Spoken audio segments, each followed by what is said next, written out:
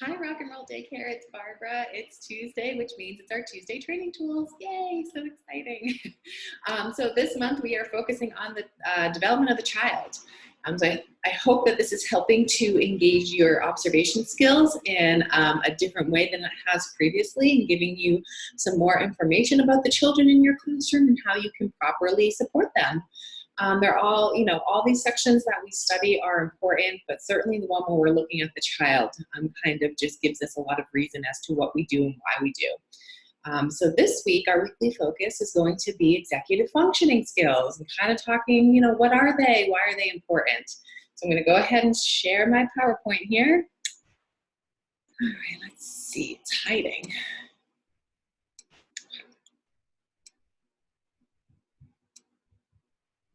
All right, great. So development of the child, March 2020. Here we are.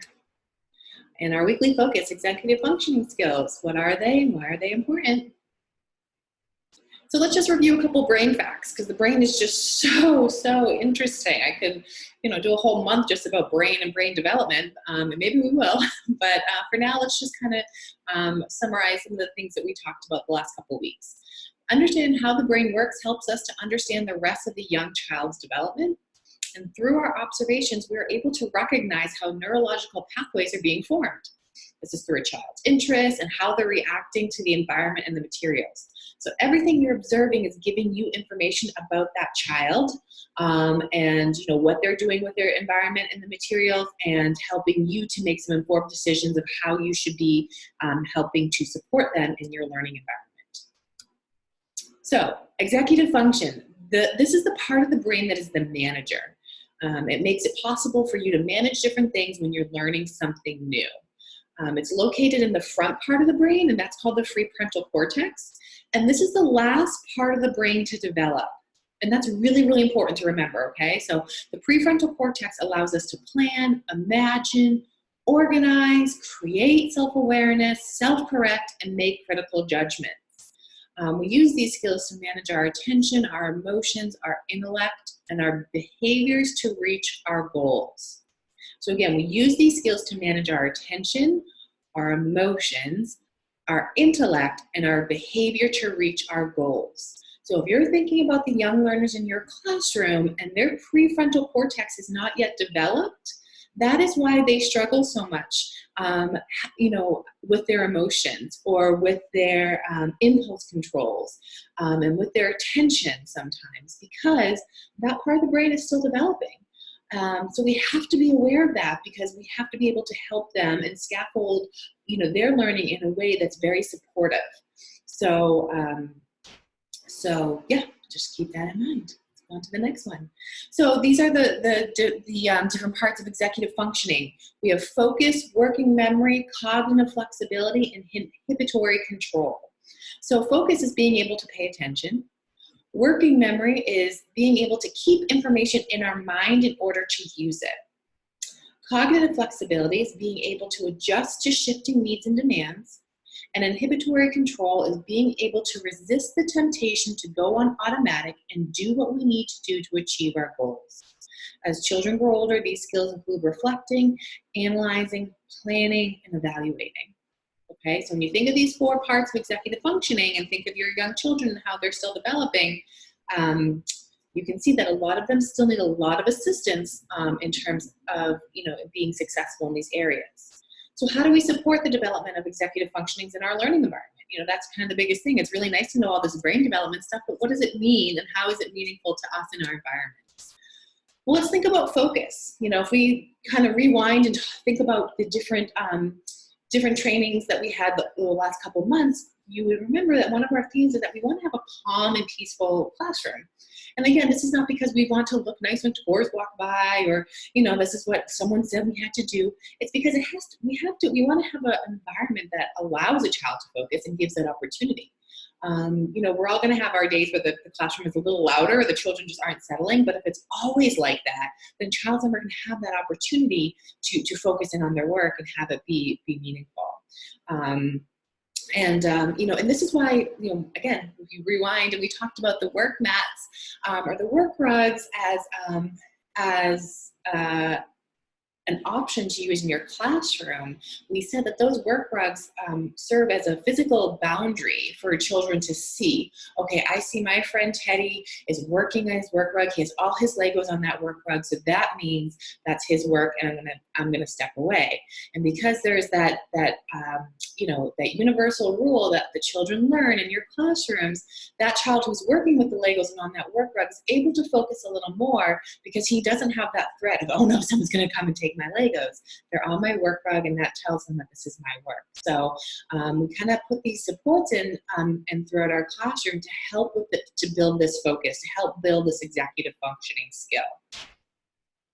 Same thing with working memory. So we talked a lot about in the last months the importance of a consistent daily rhythm. So we do the same things every day with the child. There's a lot of benefits to that, right?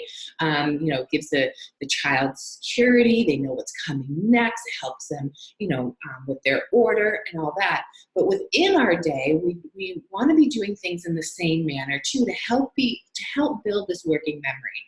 So I always give the example of if you're having your children help set up snacks, you would always do the same thing each day. First, you would wipe down the table, and then maybe you would put out a placemat if that's part of your routine for snack. Then the child would go get their dish, bring it to the table. They would serve themselves snack. They would sit. Oh, excuse me. We have to wash hands. Before we do all that, we wash hands. Cannot forget that, especially in a time like now.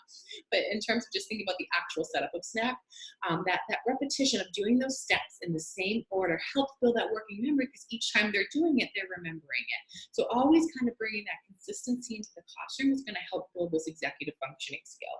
And that's why we have the expectation that we do things in this way.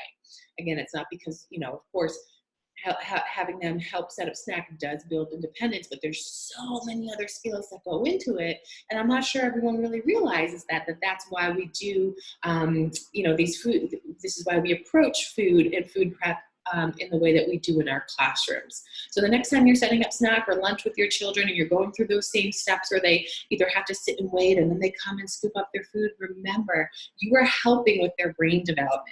And that's big, big stuff. So take the time to do it and take the time to allow them to be part of that process. Inhibitory control.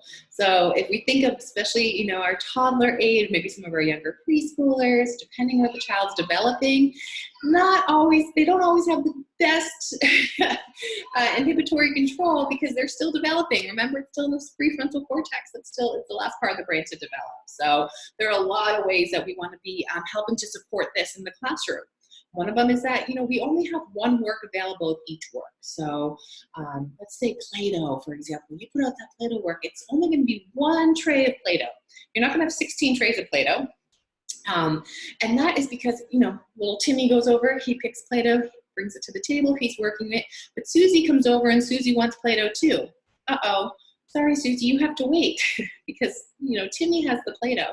That practicing that waiting is an extremely, extremely important skill, the inhibitory control, right? And we were able to support that when we only have one workout at a time. Of course, it also, again, all these skills have multiple uses in terms of that's showing respect for a friend. We just don't walk up and take works from each other, but it's really that waiting that is helping them gain that skill. So in terms of thinking about different ways in your classroom of how you're asking, children to wait, or even with their younger infants, it's just helping to build and develop that part of the brain, which is really, really important work.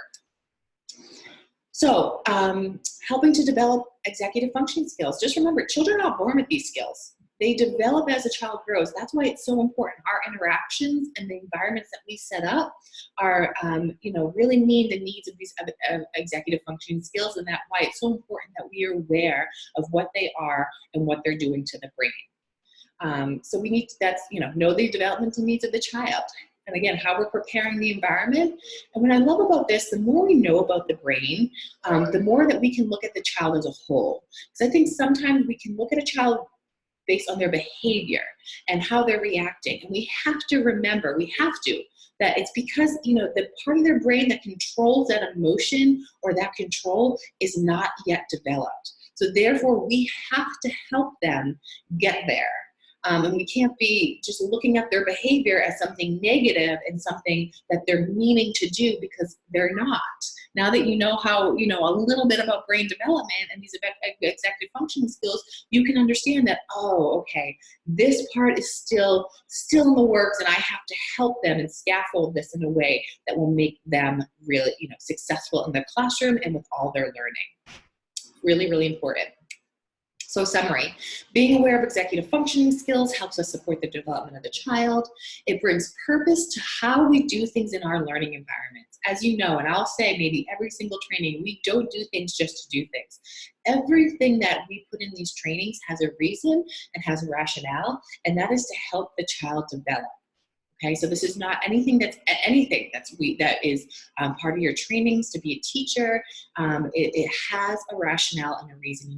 You know, these Tuesday training tools hopefully help bring some clarity as to what, you know, the how and the why we do things. And again, it helps us look and understand at the whole child. So if you do feel a child struggling, if you just feel like there's some negative behaviors, it can help you step back and use those observation skills of, okay, this is, you know, this is what's going on. This is what I see. How can I help the child move forward?